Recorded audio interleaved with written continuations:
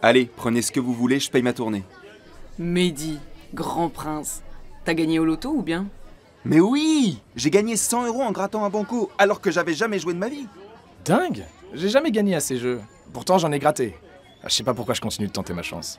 Tu continues parce que c'est pas très cher sur le moment et puis parce que tu ne serais pas contre une pluie de billets qui tombe du ciel. Mais surtout, moi, j'aimerais mieux qu'ils augmentent le prix du ticket à gratter. Comme ça, j'en achèterai plus du tout. Parce que c'est un peu un piège à force. Ah oui, mais ça serait un mauvais calcul. Il y aurait moins de candidats pour jouer à la grande roue de la fortune. Oui, même s'ils ont le monopole, ils sont obligés de proposer des prix intéressants pour les consommateurs, sinon c'est la clé sous la porte. Ouais, enfin, quand ta boîte a un monopole, c'est quand même royal, non? Bah, pas forcément, je crois. Faut être très stratégique, parce qu'il y a pas mal de subtilités.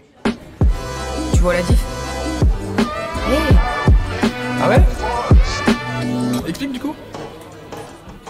Eh oui, contrairement à ce qu'on croit, ce n'est pas si simple d'être en situation de monopole et pas forcément souhaitable non plus pour l'ensemble de l'économie. Il y a des contraintes, mais ce ne sont pas les mêmes qu'en situation de concurrence parfaite. Mais déjà, expliquons ce qu'est un monopole. Une entreprise est en situation de monopole lorsqu'elle est seule sur son marché et qu'aucune alternative aux biens ou aux services n'existe. Donc pas de concurrence. L'entreprise en situation de monopole décide seule du prix qu'elle propose aux consommateurs. On dit que le monopole est faiseur de prix. A l'inverse, les entreprises en situation de concurrence parfaite sont preneuses de prix, c'est-à-dire contraintes de s'adapter au prix du marché pour que leurs clients ne partent pas chez les concurrents. Mais attention, tout n'est pas possible pour le monopoleur, il faut être stratégique. Pour cela, il y a plusieurs étapes à comprendre. D'abord, le monopoleur doit tenir compte de la sensibilité de la demande. Il en déduit les quantités à produire et son prix. S'il augmente son prix, les quantités demandées diminuent. C'est pour ça que la courbe de demande est décroissante.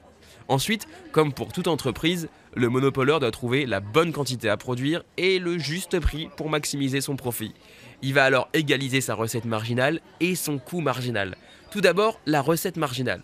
C'est le revenu supplémentaire gagné lorsqu'on vend une unité de plus. Mais pour vendre une unité de plus, tout en gardant ses clients, le monopoleur doit réduire son prix. Donc la recette marginale est décroissante. Ensuite, le coût marginal. C'est le coût additionnel de la production d'une unité supplémentaire. Sa courbe est d'abord décroissante, puis croissante, car au début, l'entreprise bénéficie d'effets d'apprentissage et d'économies d'échelle qui font que les facteurs de production sont plus efficaces lorsque la production augmente. Mais ensuite, ces effets disparaissent ou s'inversent et le coût marginal augmente. ah oui, d'accord. Mais comment ils font pour fixer le prix alors? Et comment l'équilibre du monopole se construit-il? Le monopoleur va donc chercher à maximiser son profit en égalisant son coût marginal et sa recette marginale. Il détermine ainsi la quantité qu'il va produire. Enfin, pour cette quantité de production, il fixe son prix grâce à la courbe de demande. C'est ainsi que se fixe l'équilibre de monopole, matérialisé ici par le point jaune. En situation de concurrence parfaite, la logique est inverse. Le prix est imposé par le marché, ce qui détermine, en fonction de la demande, la quantité à produire. Comparons maintenant les deux situations, monopole et concurrence parfaite.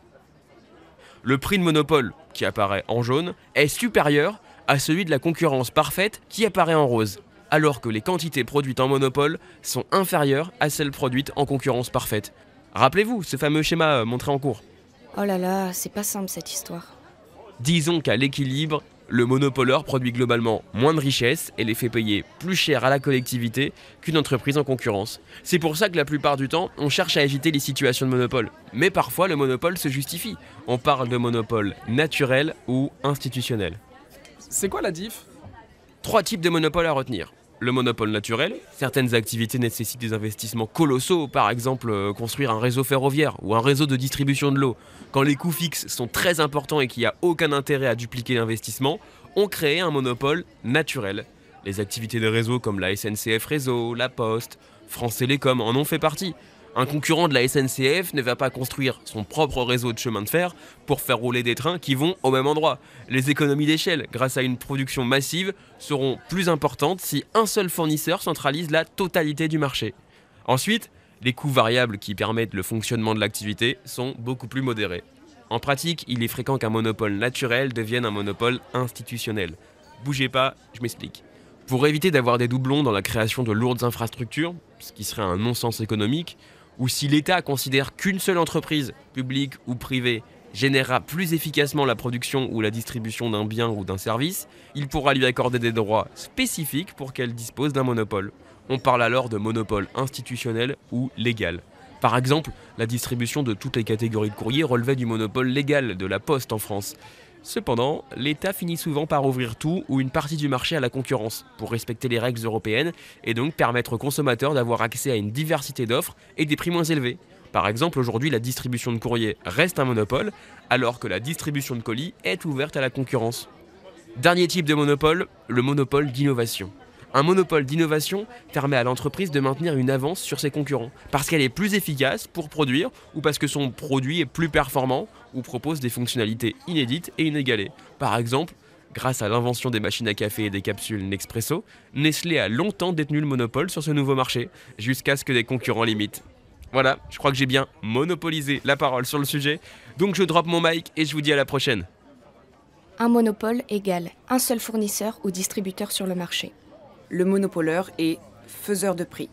En situation de concurrence parfaite, les entreprises sont preneuses de prix, donc obligées de s'adapter au prix du marché.